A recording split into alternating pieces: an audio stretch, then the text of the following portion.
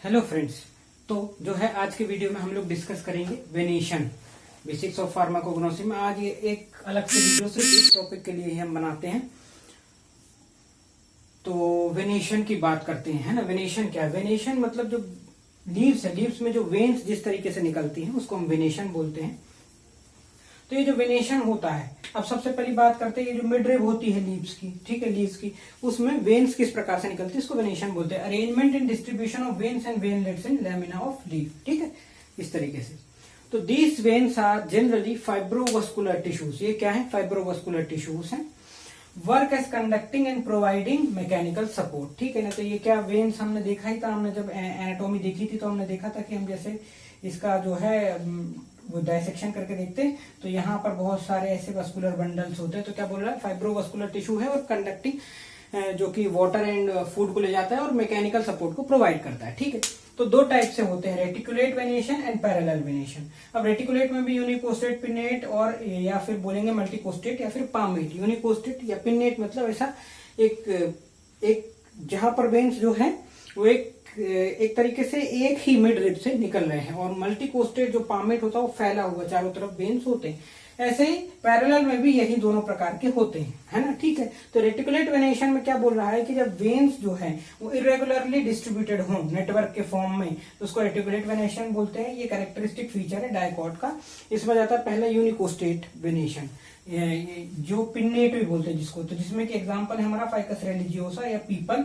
ये यूनिकोस्टेट में मतलब एक मिड रिब है, मिड रिब से बहुत सारी वेन्स ऐसे डिस्ट्रीब्यूट करके फॉर्म नेटवर्क के फॉर्म में कर रही हैं, ठीक है। अब अगर मल्टीकोस्टेट वेनेशन की मैं बात करूं तो दो प्रकार से होता है, रेटिकुलेट या कन्वर्जेंट। इसमें देखो दो तीन मिड रिब जो है रेटिकुलेट कन्वर्जेंट में जाके एक दूसरे कन्वर्ज हो जा रही है।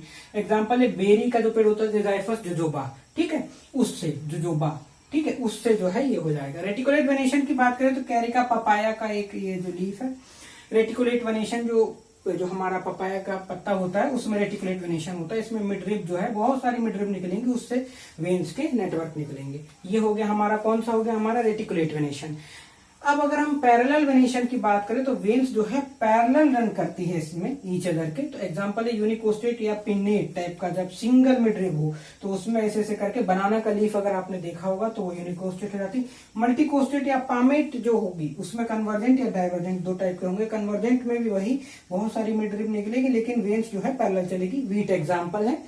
और अगर डाइवर्जेंट की बात करें तो फैन पाम जो है एक लीफ है, देखा होगा पता नहीं, उसमें जो है डाइवर्जेंट टाइप का इस तरीके से फैल के जो है निकलती है, पर पैरेलल ही वेन होती है, सारी जो वेन होती है पैरेलल होती है। इस प्रकार से हमने वेनेशन टॉपिक को आज देखा, और ये बहुत छोटा वीडियो मैंने बनाया है, बहुत ही छोटा वीडियो है क्योंकि यही टॉपिक खत्म होना था। इसके बाद जो है हम जो हमारे फार्माकोग्नोस्टिक के माइक्रोस्कोपी वो सब टॉपिक्स में हम जाएंगे, पर ये टॉपिक्स को भी समझना हमारे लिए बहुत जरूरी था क्योंकि ये टर्म आती है वेनेशन कई जगह पर। तो मैंने बता दिया कि वेनेशन होता क्या है, किस तरीके से वेनेशन होता है। आई होप आप लोगों को मजा आया होगा, काफी इंफॉर्मेटिव लगे होंगे सारे वीडियोस, और आगे मैं बनाऊंगा जो प्लीज देखते रहें क्योंकि फार्माकोग्नोसी में अगर आप ये सब समझ जाते हैं तो आपको बहुत आसान हो जाएगा ताकि आप आगे का सिलेबस कवर कर सके।